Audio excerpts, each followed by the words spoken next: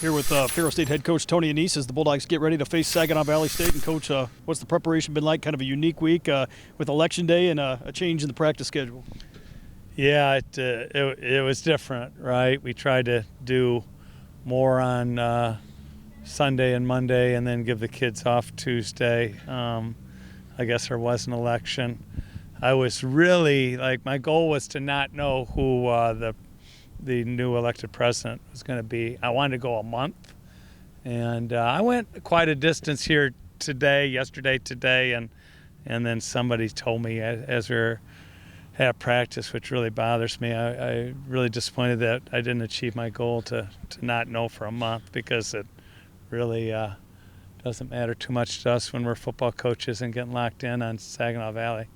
Obviously, this past week you went up to Northern Michigan, and maybe just talk about the way the guys performed up there inside the dome and came back with a victory. Yeah, they it's a funny deal because they had the ball for a little bit in their first possession. Cepha scooped and scored, and then they had the ball again. So I heard Jarvis say we had a slow start. Well, we had a slow start because we didn't have the ball.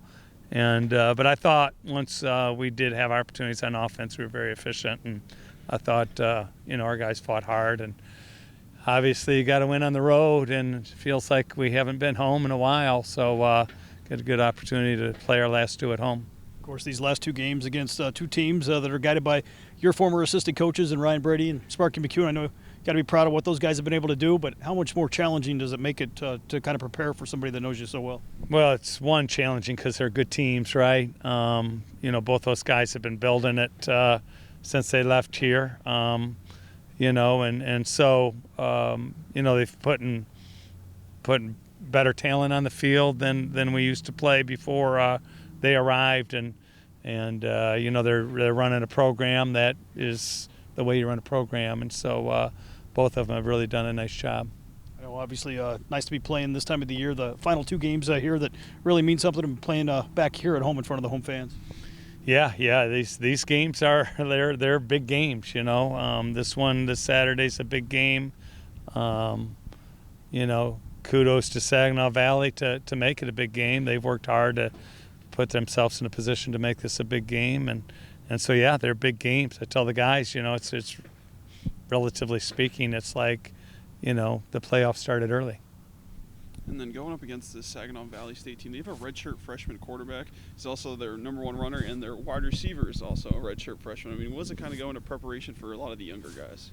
Well, I mean, those guys are good for sure, and they're important to their team for sure. But the strength of their team is the front seven on defense.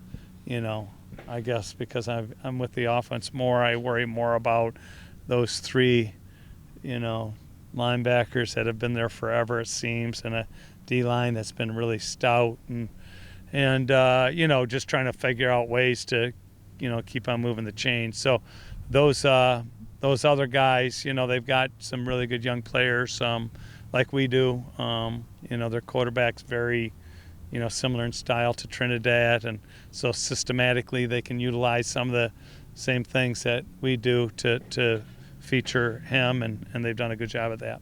And then speaking about these last two games, what does it kind of show about the strength of the GLIAC to have this many teams so high up in the rankings? Yeah, it's great. It's been a battle. It's been a battle. Obviously, it just seems like a long time ago, but 2 weeks ago we went on the road to try to get up a game in the GLIAC, and there's people chasing us to try to get in the hunt to share the title. So if we want to be selfish, we got to win these last two games. Otherwise, potentially we could share it. Potentially we could lose it. So, it's really all on the line.